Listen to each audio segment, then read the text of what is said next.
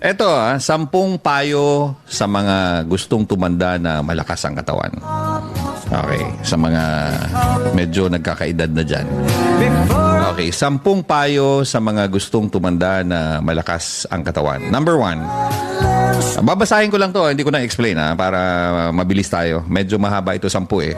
Huwag agad bibitawan ang inyong trabaho. Maging abala hanggang maaari.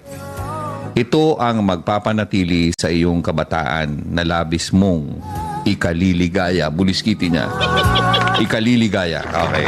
Isa yan. Number 2, hanggang maiiwasan, huwag makitira sa mga anak na may pamilya na. Okay, tandaan niyo yan, ha?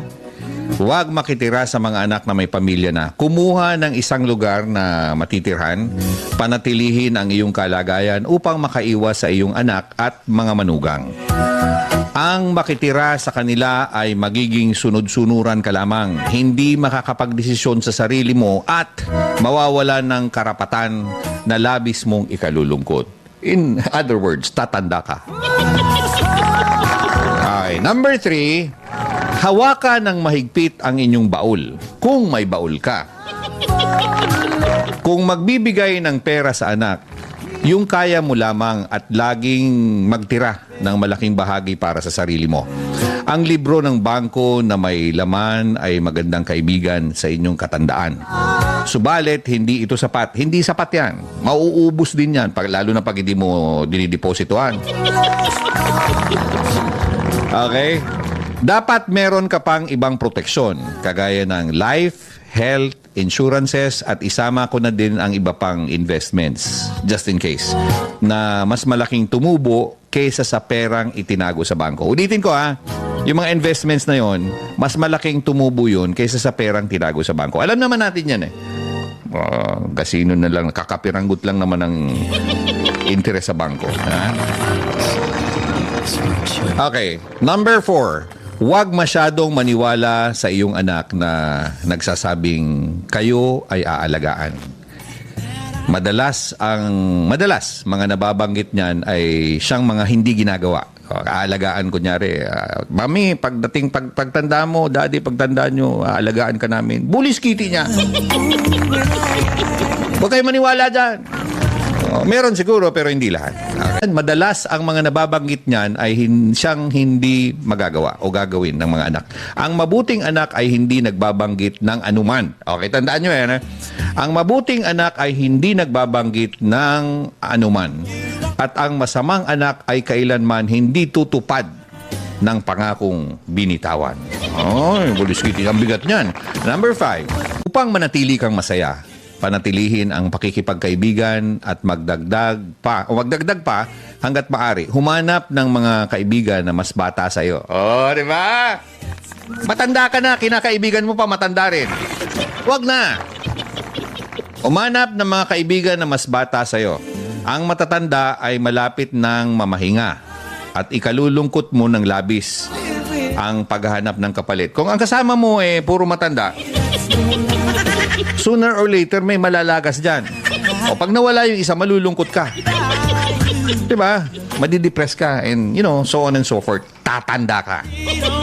Okay? Sumali sa mga magagandang asosasyon, grupo, kooperatiba o apostolada. Number 6, maging maayos, laging maganda. Ito maging maayos, laging maganda, malinis at mabango. Ang katandaan ay hindi dahilan upang ikaw ay maging madungis at nanlilimahid. Sila ay di dapat mandiri sa'yo, kaya pangalagaan mo ang iyong sarili. Di ba? Pansin nyo yan? Pag matanda na, amoy lupa na. Minsan nga amoy suka pa. Wag naman, wag ganun. Okay lang kung amoy asin. Ano amoy ng asin? Di ko alam, amoy bawang, sibuyas, Diyos ko. Okay, mga misis yun. Number 7, maging abala sa paggawa ng kabutihan sa kapwa. Asikasuhin mo sila para asikasuhin ka din nila ayon sa law of ripple effect. Huwag kalilimutang magdasal araw-araw. Hindi ito nangangahulugan na magnubina kayo o magrosaryo kayo. Magdasal. Magpasalamat. Lord, thank you Lord. Yun ang pinakamagandang dasal. Number 8. Number 8, huwag panghimasukan ang bahay o ang buhay ng inyong anak. Ulitin ko, huwag panghimasukan ang buhay ng inyong anak. Hindi sapagkat anak mo sila, ang lahat ay magugustuhan mo. Ang lahat ng magugustuhan mo ay magugustuhan din nila. No, no, no, no, no, no, no, no. No, no, no, no, no, no, no. Alalahanin mong nagbabago ang panahon. Okay? The constant change. Number 9, huwag. Ito huwag ipagyabang ang iyong katandaan. Hindi sapagkat ikaw ay lumilinya na sa 80 ay napakarunong mo na. Minsan nga may 1-year-old lang, mas magaling pa sa'yo. Oo, totoo yan. 1-year-old, 2 years old naman. Isa-isip mo na hindi mo taglay ang lahat ng karunungan sa mundo. Huwag mong isipin na ang katandaan ay kalagayan upang maging inutil ka, ulyanin ka, at wala kang silbi sa buhay. Makipagpaligsahan ka sa lahat ng bagay para may dahilan ang bawat pagising mo sa umaga. Kasi kung wala ka ng dahilan, bakit ka bumabangon sa umaga? Wala ka na, be. Okay? At sa wakas, huwag maging makulit. Ito talaga. 10-10, makulit ka. Huwag maging makulit. Huwag ikwento ang nakaraang panahon ng paulit-ulit. Pulis Kitty na, alam nyo to, paulit-ulit. Mga naikwento mo naman ng mga 100 times.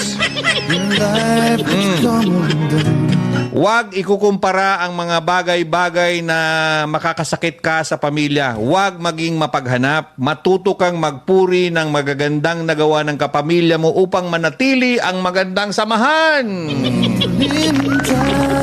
Hanggang kaya, magbasa ng dyaryo kung may dyaryo pa ngayon. Online na lang.